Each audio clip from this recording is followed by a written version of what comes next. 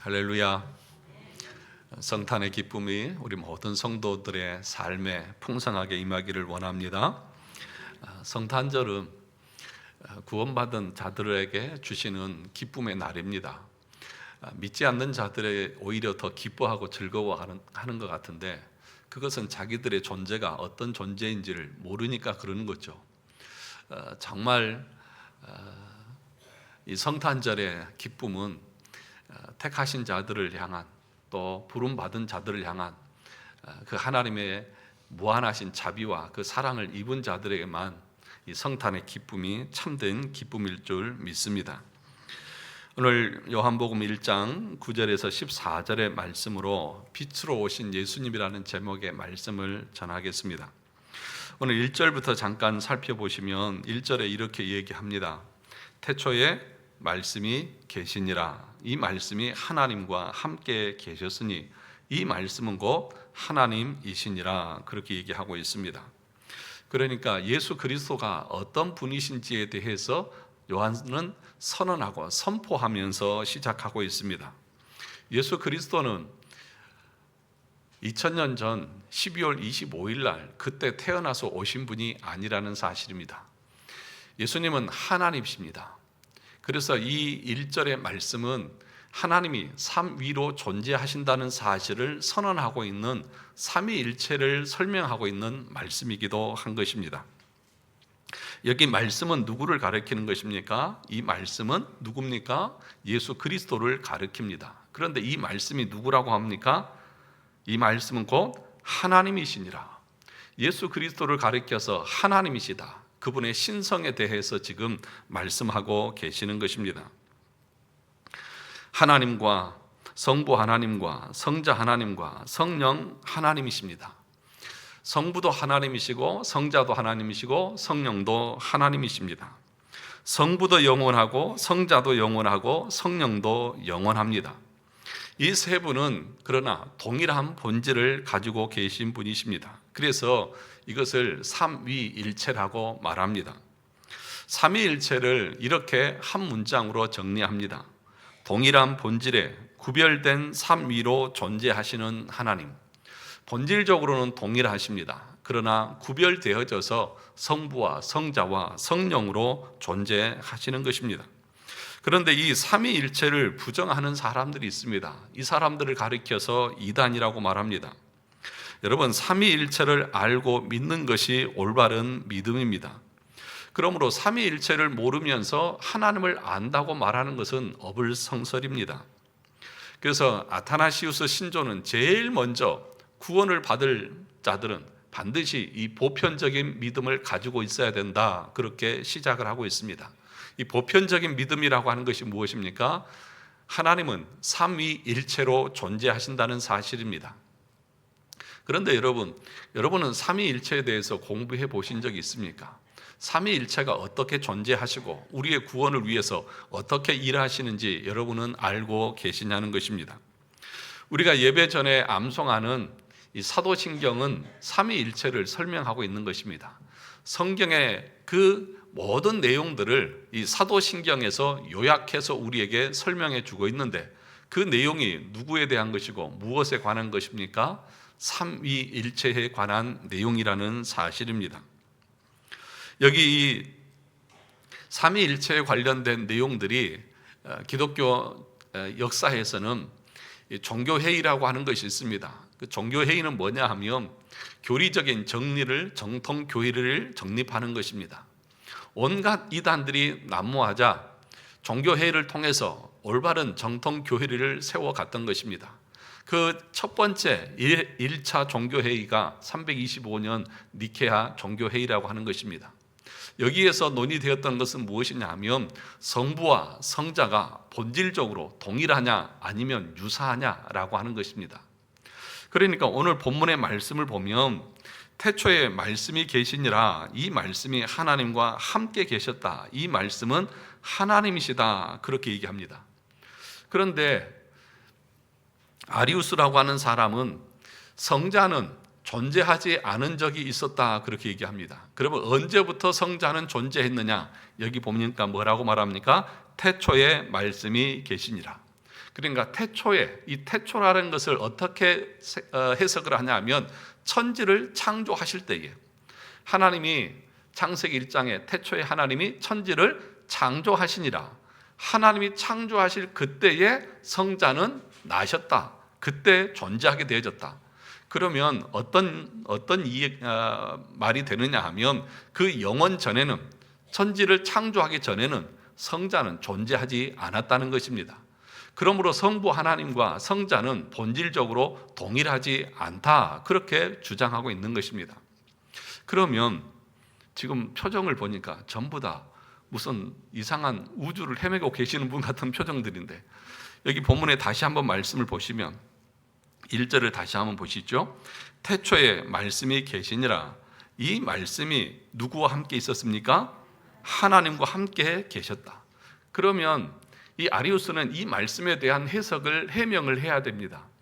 태초에, 그러니까 천지를 창조할 때에 성자가 계셨다고 하면, 그러면 하나님과 함께 계셨다, 다시 말하면 성부와 함께 계셨다라고 하는 것을 어떻게 설명할 것이냐는 것이죠. 그러므로 그들의 주장은 잘못되어졌고, 성자 또한 하나님과 함께 계셨다, 함께 계셨다고 하는 말은 구별된 존재로 계셨다는 것을 말하지 않습니까? 하나님과 함께 계셨다고 하는 것은 구별된 존재로 계셨다는 것입니다. 그래서 여기서 위격으로 구별되어져서 존재하시는 하나님을 설명하고 있는 것입니다. 제가 왜 이렇게 길게 지금 이 한 구절을 가지고 얘기를 하고 있는 줄 아시겠습니까? 예수 그리스도를 단순히 2000년 전에 태어나신 분으로 생각하시면 안 된다는 것입니다. 예수 그리스도는 하나님이십니다. 그분은 영원전에 성부와 함께 삼위로 존재하시는 하나님이라는 것입니다. 요한복음은 그래서 제일 처음부터 이 예수 그리스도께서 하나님이시라고 하는 것을 선포하고 선언하면서 시작하고 있는 것입니다. 그러므로 예수 그리스도는 단순히 피조물이 아니고 단순히 창조된 존재가 아니라는 사실들을 여러분이 아셔야 합니다. 더 나아가서 2절과 3절에서는 또 이렇게 소개를 합니다. 2절, 3절 보시죠. 그가 태초에 누구와 함께요? 하나님과 함께 계셨고 만물이 그로 말미암아 지은 바 되었으니 지은 것이 하나도 그가 없이는 된 것이 없느니라. 만약에 성자가, 성부께서 세상을 창조할 때 창조되어졌다고 하면 어떻게 하나님과 함께 계셨다고 말할 수 있고, 어떻게 성자를 통해서 세상이 창조되어졌다고 말할 수 있겠느냐는 것입니다. 그래서 여기서 우리가 눈여겨봐야 할 것이 뭐냐 하면 하나님과 함께 계셨고 하나님과 함께 계셨으니 성부와 함께 계셨다는 것들을 말씀하고 있는 것입니다. 즉 위격을 지니고 계신 것을 말하는 것입니다. 구별된 존재로 존재하셨다는 것을 말하는 것입니다. 만약에 성자가 창조되어졌다고 하면 함께 계셨다는 말이 앞뒤가 맞지 않는 것입니다. 그것뿐만 아니라, 그러니까 유사 본질이냐 동일 본질이냐 이런 것 가지고 논쟁하는 것뿐만 아니라, 또 이 하나님은 한 분이신데 시대에 따라서, 양태에 따라서 다르게 나타날 뿐이다. 그래서 새 위격으로 존재하시는, 구별된 존재로 존재하시는 이 삼위에 대해서 부정하는 사람들도 있었습니다. 이 사람들이 사벨리우스라고 하는 사람인데, 이 사람은 양태론자입니다. 여러분 양태론이 무엇인지 아시죠? 수요일 날 기독교 강의를 공부하러 나오신 분들은 이래서 복된 거예요. 네, 예. 아멘을 하셔야죠. 네.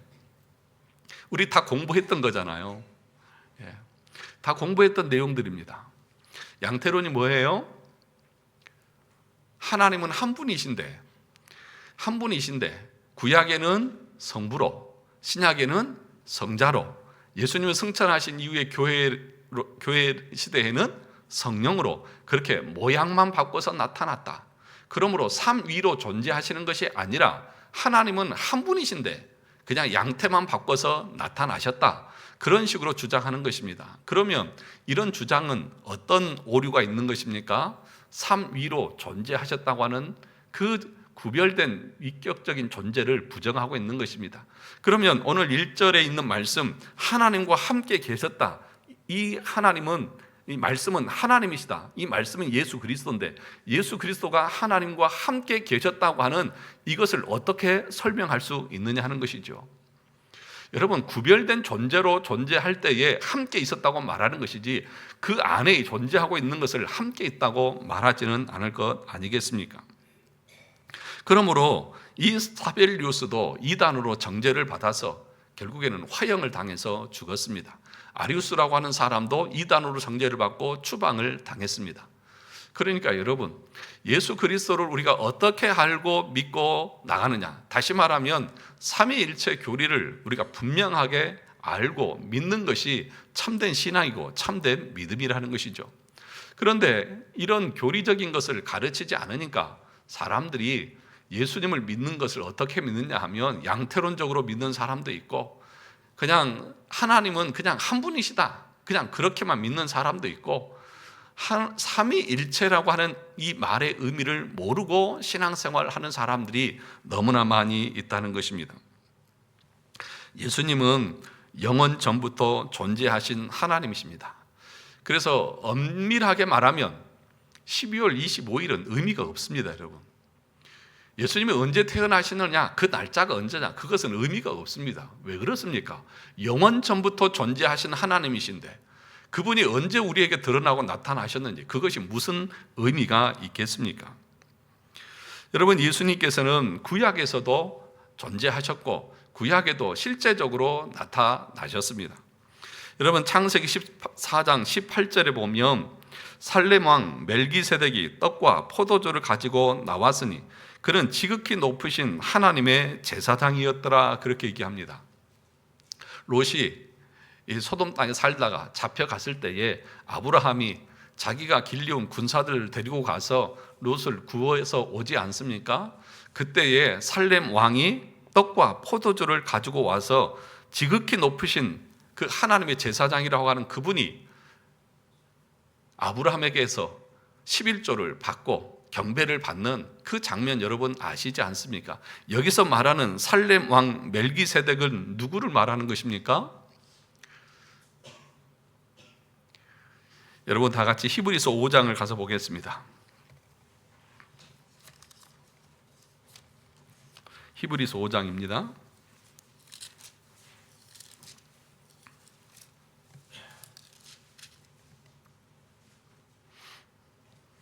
히브리서 5장 5절에서부터 신약성경 357쪽입니다. 히브리서 5장 5절에서부터 6절 7절까지 같이 보도록 하겠습니다. 같이 읽어보겠습니다. 5장 5절에서부터 7절까지입니다. 시작.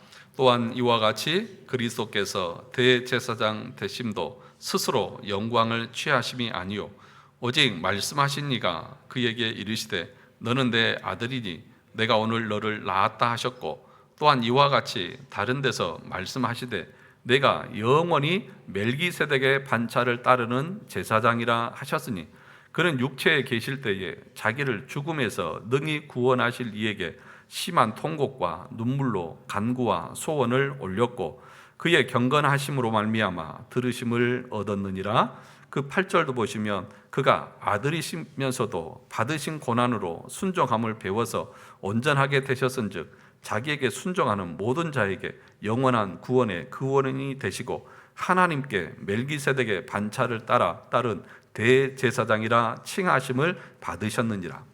여기 창세기에서 말하는 멜기세덱을 지금 히브리서에서는 누구로 설명하고 있습니까? 예수 그리스도를 설명하고 있는 것입니다.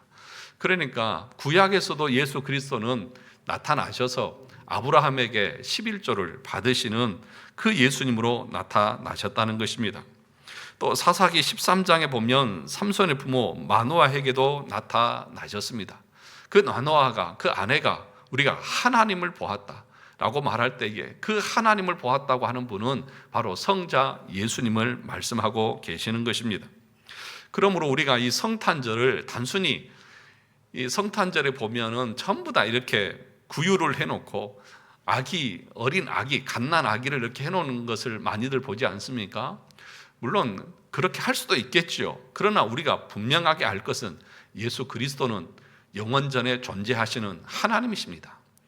인간의 몸을 입고 이 땅에 오셨지만 그분을 단순히 어린 아기로 또는 그때 태어나신 존재로 그렇게 이해하고 계시다고 하면 우리는 하나님에 대해서 잘 모르는 것입니다. 이 하나님께서 어떻게 하셨습니까? 오늘 4절에 보니까 그 안에 생명이 있었으니 이 생명은 사람들의 빛이다, 그렇게 얘기하고 있습니다. 생명의 빛으로 이 땅에 오셨다는 것입니다. 예수 그리스도께서 이 땅에 오셔서 우리에게 생명을 불어넣어 주셨습니다. 다시 말하면 인간에게만 이성이 있고 양심이 있습니다. 인간들만 하나님을 알고 하나님과 교제할 수 있는 존재로 창조하셨습니다. 빛이라고 하는 것은 지성의 빛과 양심의 빛, 우리의 어두운 것을 그 빛이 밝히셔서 예수 그리스도를 알게 하시고 믿게 하시고 그분을 바라보며 영광을 돌리는 존재로 만들기 위해서 오셨다는 것입니다.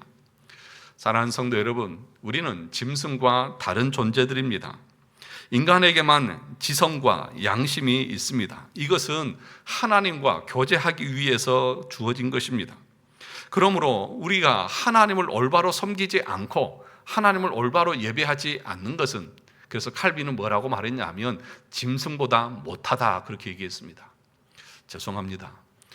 예수 믿지 않는 분들을 제가 짐승보다 못한 놈들 막 이렇게 부르는 것 같아서, 근데 제 얘기가 아니고 기독교 강요에서 칼빈이 그랬습니다. 왜냐하면 하나님이 우리를 창조하시고 만드실 때는 하나님을 영화롭게 하고 하나님을 예배하는 존재로 창조하셨습니다. 그것이 하나님의 섭리입니다. 그런데 인간, 짐승은 하나님을 적대시하지 않고 거역하지 않습니다. 인간은 자기의 본성대로 하나님이 만드신 그 질서대로 살아갑니다. 그런데 하나님이 우리 인간을 만든 질서는 무엇입니까? 하나님을 알고 하나님을 영화롭게 하라고. 그런데 인간은 타락해서 하나님을 알지도 못하고 하나님을 영화롭게도 하지 않고 오히려 하나님의 그 섭리를 거역하고 반역하는 존재로 살아가고 있으니까 우리 인간이 하나님을 예배하지 않는다고 하면 짐승만 또 못한 존재다, 그렇게까지 말합니다. 우리끼리만 얘기하자고요. 밖에서 당신은 예수 안 믿으면 당신 짐승만 또 못해 이러면 돌 맞으니까. 그런데 분명하게 성경은 그렇게 말씀하고 있다는 것이죠. 그런데 여러분, 예수 그리스도께서 빛으로 오셨다고 하는 이 말씀은 이 세상이 어둡다는 것을 전제하는 것 아니겠습니까? 어둡지도 않은데 빛이 왜 필요합니까? 이 세상이 어둡기 때문에 빛이 필요한 것 아니겠습니까? 그래서 마태복음 4장 16절에 보면 이 세상을 이렇게 표현합니다. 흑암에 앉은 백성이 큰 빛을 보았고 사망의 땅과 그늘에 앉은 자들에게 빛이 비치었도다 하였느니라. 예수님께서 공생애를 시작하실 때에 선언하신 말씀입니다. 예수님이 오시기 전에 인류의 상태, 그 상태가 어떻다고요? 흑암에 앉은 백성이라는 것입니다. 어둠 가운데 있다는 것입니다. 그것을 어떻게 또 설명합니까? 추가적으로 사망의 땅에 앉아 있다. 흑암, 어둠이라고 하는 것은 멸망을 말하는 것이고 죄악 가운데에서 하나님의 진노와 심판의 대상임을 말하는 것입니다. 이것을 에베소서 2장 1절에서는 그는 허물과 죄로 죽었던 너희를 살리셨도다. 허물과 죄로 죽어 있는 상태, 흑암의 상태고 사망의 상태라는 것입니다. 이것은 우리 인간의 전적인 타락을 말하는 것입니다. 지성과 감정과 의지가 모두 타락해서 하나님을 찾지도 않고 찾을 수도 없고 찾을 의지도 없는 상태. 예수 그리스도가 없다고 하면, 생명의 빛이 없다고 하면 그 존재는 멸망이고 하나님의 진노와 저주인 것을 오늘 마태복음 3장에서는 이렇게 흑암의 땅, 흑암에 앉아 있고 어둠 가운데 있고 사망 가운데 있다고 말씀하고 있는 것입니다. 그러므로 여러분, 예수를 믿지 않는 사람들의 상태를 지금 이렇게 말하고 있다고 하면 눈은 떠 있어도 보지 못합니다. 귀가 있어도 듣지 못합니다. 자기들은 이성을 가지고 지성을 가지고 양심을 가지고 올바르게 살아가고 있고 잘 살고 있다고 생각할지 모르지만 성경은 뭐라고 말합니까? 흑암 가운데 있다. 어둠 가운데 있다. 다시 말하면 캄캄한 흑암 가운데에서 여러분 한 발짝이라도 내디딜 수 있을까요? 좌충우돌, 여기 빠지고 저기 빠지고 여기 치이고 저기 치이고, 이건 사람이 사는 것이 아니죠. 겉으로는 멀쩡해 보지만 그들의 삶의 모습은 그런 오류로 가득 차 있다고 하는 것을 성경은 가르치고 있는 것입니다. 하나님을 알지 못하는 인생은 그렇게 어둠 가운데 살다가 멸망 가운데 떨어지는 것입니다. 저와 여러분들에게 어떤 소망이 있겠습니까? 그래서 하나님을 알지 못하는 사람들에게는 소망이 없습니다. 어둠 가운데 있고 사망 가운데 있다고 하는 것은 소망 없는 땅이라는 것을 말씀하고 있는 것입니다. 그런데 5절에 보니까 이렇게 말합니다. 빛이 어둠에 빛이 돼. 빛이 어둠에 빛이 돼. 예수 그리스도께서 이 땅에 오심을 빛이 비추었다고 말하고 있습니다. 예수님만이 참 빛이십니다. 예수님만이 우리 영혼을 밝힐 수 있는 빛이고, 이 세상을 밝힐 수 있는 빛이고, 죄의 어두움과 심판을 거쳐갈 수 있는 참된 빛이라는 사실입니다. 예수님께서 우리에게 생명의 빛으로 오셨습니다. 그런데 이 빛이 비쳤지만 사람들이 어떻습니까? 어둠이 깨닫지 못하더라. 어둠이 깨닫지 못하더라. 다시 말하면 여러분, 예수 그리스도를 여러분 스스로 알아서 머리로 지혜로 하나님을 알고 믿을 수 있을 것 같습니까? 내가 공부를 열심히 하면, 내가 박사학위가 있으면 예수 그리스도를 믿고 알 수 있을 것 같습니까? 천만의 말씀이요. 빛이 비춰도 어둠에 속한 자들은 알지 못합니다. 보지 못합니다. 깨닫지도 못합니다. 그래서 마태복음 13장 13절에서는 그러므로 내가 그들에게 비유로 말하는 것은 그들이 보아도 보지 못하며 들어도 깨닫지 못함이니라 라고 말씀하고 있습니다. 보아도 그것이 무엇인지 모르는 어둠과 무지가 있다는 것입니다. 전적으로 타락한 인간은 어둠과 무지 속에 잡혀 있어서 아무리 얘기를 해도 아무리 강조를 해도 깨닫지 못합니다. 알지도 못합니다. 그러면서도 자기는 빛 가운데 사는 것처럼 착각 속에서 오류에 빠져 살다가 멸망을 당하는 것입니다. 사랑하는 성도 여러분, 인간은 아무리 하나님의 말씀을 들려주어도 성령께서 우리 안에서 믿음을 유발하고 거듭나게 해주시지 않으면 안 되는 것입니다. 오늘 10절의 말씀도 보시죠. 10절의 말씀 같이 읽어볼까요? 그가 세상에 계셨으며 세상은 그로 말미암아 지은 바 되었으되 세상이 그를 뭐해요? 알지 못하고. 세상이 그를 알지 못하고. 온 세상은 누가 창조하셨습니까? 온 세상은 누가 창조하셨다고요? 하나님이시요. 창세기 1장 1절에서부터 시작합니다. 태초에 하나님이 천지를 창조하셨다. 그런데 그 창조자가 이 세상에 왔는데도 사람들이 알아봅니까? 못 알아봅니다. 심지어는 영접하지 않고 오히려 그 창조자를 십자가에 매달아 죽여버린 것입니다.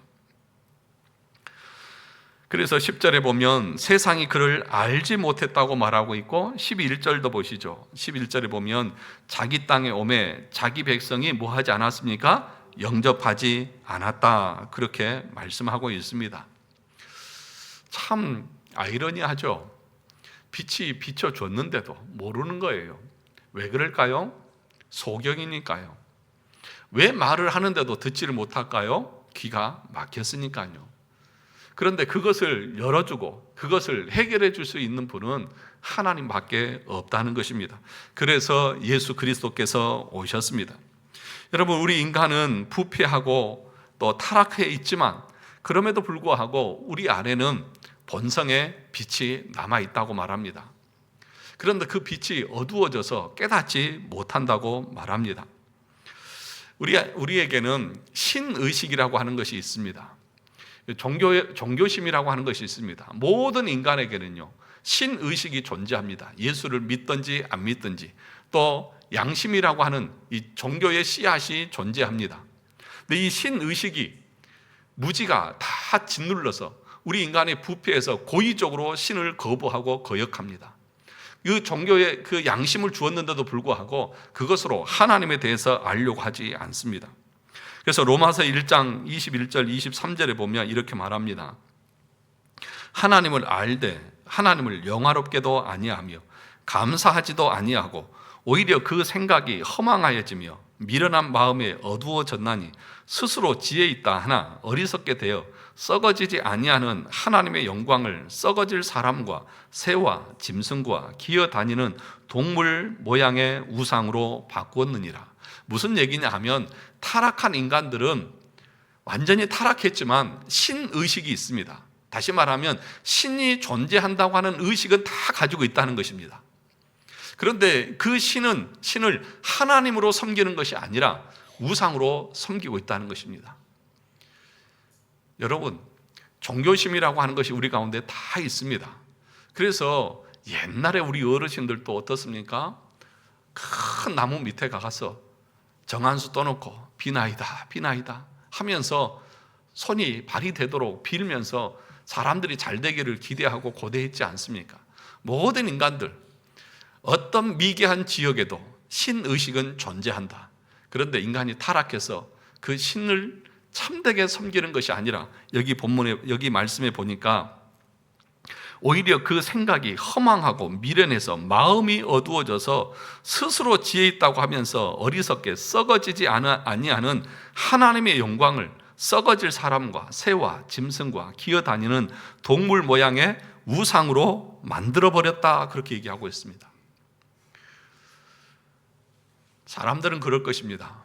나는 하나님을 들어보지도 못했고 알지도 못했고 누가 전해주는 사람도 없었습니다 라고 변명할지 모릅니다. 그러나 하나님은 뭐라고 말합니까? 너에게는 신의식이 있었어.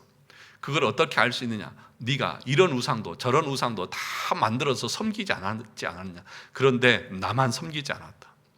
그러면서 칼빈은 뭐라고 말하냐면 우리가 하나님의 심판대 앞에 섰을 때에 우리의 양심은 천명의 증인과 같을 것이다. 네 양심은 하나님 앞에서 뭐라고 못할 것이다. 네 양심이 너의 죄와 너의 부패함과 타락함을 그 하나님의 심판대 앞에서 증명해서 네가 한마디도 변명하지 못하게 할 것이라고 말씀하고 있는 것입니다. 우리의 양심, 종교의 씨앗이 우리 가운데 다 있습니다. 그럼에도 불구하고 신이 존재한다는 것을 알면서도 하나님을 믿고 예수 그리스도를 믿으라고 하는데도 사람들은 믿지 않습니다. 그런데 그 심판대 앞에 갔을 때에 하나님, 나는 들어보지 못했고 나는 그것이 믿어지지 않아서 못 믿었습니다. 아니야, 네 양심이 너를 증언할 거야. 천명의 증인이 천명이 다 알고 있었는데 이 사람이 고의적으로 안 믿었습니다 라고 말하면 여러분, 거기서 누가 반문하고 변명할 수 있을까요? 그래서 하나님 앞에서 어느 누구도 변명할 수 없는 것입니다. 여기 11절에 자기 땅에 오매 자기 백성이 영접하지 않았다고 하는 이 말은 예수님께서 어느 민족으로 오셨습니까? 유대인으로요. 그런데 자기 민족, 자기 땅 베들레헴에 오셨지만 다윗의 후손으로 오셨지만 이 유대인들이 그 예수를 영접하지 않았습니다. 자기의 조상의 후손으로 왔음에도 거절했다는 것을 말씀합니다. 그래서 이사야 선지자는 이렇게 탄식했습니다. 소는 그 임자를 알고 나귀는 그 주인의 구유를 알건만은 이스라엘은 알지 못하고 나의 백성은 깨닫지 못하는도다 하셨도다. 그러니까 여러분, 이 말씀을 보세요. 소도 주인을 알아요, 몰라요? 알아요. 개는요, 제 고향이 진도인데요, 진도개는 주인을요 캄캄한 밤에도 알아들어요. 저 멀리에서 발자국만 소리만 들어도 와서 꼬리쳐요.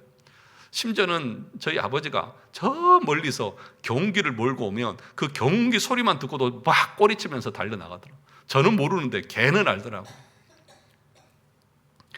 소도 그 임자를 알고 나귀도 그 주인을 아는데 이스라엘아, 인간아, 왜 너의 주인, 창조주이신 하나님을 알지 못하느냐? 그러니까 칼빈이 뭐라고 말한다고요? 하나님을 알지 못하고 하나님을 예배하지 않는 자는 짐승만 또 못하다고 그렇게 말하는 거예요. 그렇지 않습니까? 이 이사야의 말씀이 똑같은 말씀 아니에요. 야, 짐승도 주인은 안다. 개도 주인을 알아보는데 너의 창조자 되시는 하나님을 네가 알아보지 못한다고 하면 너는 개만 또 못하고 소만 또 못한 존재 아니냐? 사랑하는 성도 여러분, 그러나 12절에 보니까 이렇게 말씀합니다. 참 좋아하는 말씀이고 우리가 잘 아는 말씀이죠. 같이 읽어볼까요? 영접하는 자, 곧 그 이름을 믿는 자들에게는 하나님의 자녀가 되는 권세를 주셨으니. 하나님의 자녀가 되는 권세, 영접하는 자, 예수 그리스도를 거역하지 않고 영접하는 자는 뭐가 되는? 하나님의 자녀, 양자가 되는 그런 은혜를 베풀어 주시는 것입니다.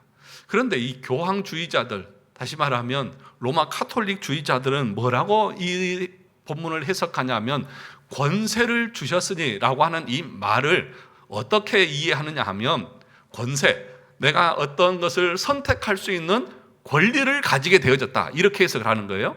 그래서 모든 사람, 선택된 자들이, 하나님의 택한 자들이 말씀을 들을 때에 그분을 영접하는 것이 아니라 내가 영접을 할 거냐 말 거냐, 내가 예수를 그리스도를 믿을 거냐 말 거냐, 그 선택의 권리를 하나님이 나에게 주셨다. 그러니까 내가 예수를 거절할 수도 있고 내가 예수를 믿을 수도 있다, 이렇게 인간의 자유의지를 강조하는 거예요. 그것을 가리켜서 1618년 19년 도르트 총회에서는 뭐라고 정죄했다고요? 이단으로 정죄했다고요. 인간의 의지가, 그래서 가학력적 그런 은혜를 주장합니다. 우리는 뭐라고 말합니까? 불가항력적 은혜는 거예요. 하나님이 택한 자들에게 은혜를 베풀면 우리가 거절할 수가 없어요. 믿어져 버리는데 어떻게 해요? 내가 믿으려고 한 것이 아니라 믿어져 버리는데, 그것에 대한 확신이 생겨버리는데 내가 그것을 어떻게 부정할 수 있겠느냐 하는 것이죠. 그래서 여기서 뭐라고 말합니까? 영접하는 자, 그 이름을 믿는 자, 믿어지는 거예요. 예수 그리스도가 진짜 믿어지십니까? 여러분들이 공부를 많이 해서 믿어지는 것이 아니라 하나님의 말씀이 선포되어질 때 성령께서 우리 안에서 믿음을 유발하시는 거잖아요. 우리가 다 소명이라고 하는 그 구원의 서정에서 공부했잖아요. 목사의 설교가 뭐예요? 외적 소명이라고요. 그 목사의 설교가 교리적으로 올바르게 선포될 때에 하나님께서 유효한 부르심, 성령께서 우리 안에서 믿음을 유발시켜서 믿어지게 만들어 버리는데 내가 그것을 거절할 수 있다고요? 이것이 거짓된 교리고 이것이 거짓된 가르침인 것입니다. 하나님은 택한 자들을 때가 되면 하나님의 말씀이 선포되는 그 자리에서 나를 꼬꾸라뜨려 버리십니다. 그래서 내 의, 내 교만, 내 어두움 가운데 있었던 그 모든 것들이 죄라고 하는 것들이라고 하는 것을 깨닫게 하십니다. 여러분 생각해 보세요. 어둠 가운데 있었고 그 죄악 가운데에서 징창거렸던 그런 모습들을 깨달을 때에 그의 마음의 애통함들이, 그의 마음이 하나님 앞에 울부짖음이 일어나지 않겠습니까? 거기서 회개가 나오는 것이고 그럴 때 하나님을 끝까지 믿음으로 나가게 되는 것을 우리는 알지 않습니까? 하나님께서는 택한 자들에게 은혜를 주셔서 성령으로 거듭나게 하시고 믿어지게 하십니다. 그래서 이 믿음이 선물이라고 말하지 않습니까? 행위에서 난 것이 아니니 누구든지 자랑할 수 없다고 했지 않습니까? 그래서 이 믿음은 우리에게서 일어나는 것이 아닙니다. 그래서 그것을 14절에서는 이렇게 설명합니다. 14절을 같이 읽어보겠습니다. 말씀이 육신이 되어 우리 가운데 거하심에, 죄송합니다. 13절입니다. 13절 같이 읽어보겠습니다. 이는 혈통으로나 육정으로나 사람의 뜻으로 나지 아니하고 오직 하나님께로부터 난 자들이니라. 여기 뭐라고 말합니까? 영접하는 자, 하나님의 자녀가 되는 권세는 어떻게 우리에게 임하느냐? 여기 13절에 보니까 혈통으로 되지 않는다고요. 그러니까 아브라함의 후손이라고 해서 다 구원받는 것 아니죠. 우리가 로마서 9장을 공부하면서 배웠지 않습니까? 아브라함의 후손이라고 해서 다 혈통적인 후손이라고 해서 구원받는 것이 아닙니다. 택한 자들만 구원받습니다. 또 그 다음에 뭐라고 말합니까? 육정으로나 사람의 뜻으로. 이 육정이나 사람의 뜻은 같은 말입니다. 무슨 얘기냐 하면 우리 자신이 지닌 본성으로 말미암는 것이 아니라는 것입니다. 다시 말하면 우리에게서 우리의 믿음이 일어나는 것이 아니라는 것입니다. 하나님이 믿음을 선물로 주셔야만 우리 안에서 예수 그리스도를 영접할 수 있는 은혜가 있다는 것입니다. 그래서 야고보서 1장 18절에 보면 이렇게 말씀했습니다. 그가 그 피조물 중에 우리로 한 첫 열매가 되게 하시려고 자기의 뜻을 따라 진리의 말씀으로 우리를 낳으셨느니라. 하나님께서 어떻게 하셨다고요? 진리의 말씀으로 우리를 낳으셨다. 누가 낳았어요? 하나님이요. 여러분 스스로 태어나셨습니까? 아니요. 하나님께서 무엇으로? 진리의 말씀으로. 하나님의 말씀으로 우리를 거듭나게 하셨다. 그러니까 거듭났다는 거잖아요. 하나님의 말씀으로 우리를 태어나게 하신 거예요. 하나님께서 말씀이 선포될 때 생명의 빛이 우리 안에 들어가셔서 성령께서 우리를 거듭나게 하심으로 예수 그리스도가 믿어지고 그분이 하나님이신 것을 고백하게 되어지고 그분을 의지하면서 살아가게 되는 역사가 나타난다는 것입니다. 그래서 베드로전서 1장 23절에서도 너희가 거듭난 것은 썩어질 씨로 된 것이 아니요 우리 안에서 일어난 것이 아닙니다. 부패하고 썩어진 우리 안에서 믿음이 생긴 것이 아닙니다. 썩지 아니할 씨로 된 것이니 살아있고 항상 있는 무엇으로? 하나님의 말씀으로 되었느니라. 우리가 거듭난 것이 무엇으로 되었다고요? 하나님의 말씀으로 되었느니라. 오늘 요한복음 1장 1절에 뭐라고 말씀했습니까? 태초에 말씀이 계시니라. 이 말씀이 하나님과 함께 계셨으니 이 말씀은 곧 하나님이시니라.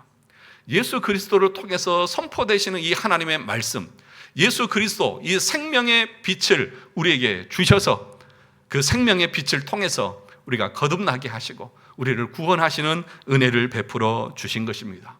그것이 성탄절의 의미입니다. 흑암의 가운데 있고 멸망 가운데 있는 우리 힘으로는 도저히 그 흑암에서 빠져나올 수 없고 우리의 능력으로는 예수 그리스도를 볼 수도 없고 알 수도 없고 믿을 수도 없는 우리들.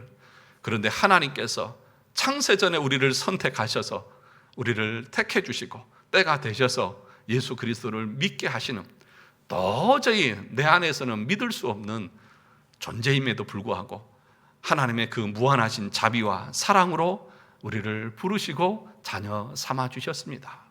그것이 성탄절을 맞이하는 우리의 감사입니다. 그 은혜가 감사하지 않습니까? 그래서 성탄절을 지키는 것이고 그래서 성탄절에 나와서 예배하며 주님 앞에 영광을 돌리는 것입니다. 이 사실을 모르면서 성탄절, 하늘에는 영광, 땅에는 기뻐하심을 입은 사람들 중에 평화로다. 뭐가 영광이고 뭐가 영화입니까? 평화입니까? 땅에서는 기뻐하심을 입은 사람들입니다. 하나님께서 창세전에 자기의 기쁘신 뜻대로 예정한 자들, 그래서 예수 그리스도를 영접한 사람들만이 이 성탄절에 참된 기쁨이 있는 것입니다. 바라기는 우리 모든 성도들 안에 이런 믿음, 이런 은혜가 있어서 성탄의 기쁨이 여러분 가운데 충만하게 임하는 복된 성탄절 되시기를 주님의 이름으로 축원합니다.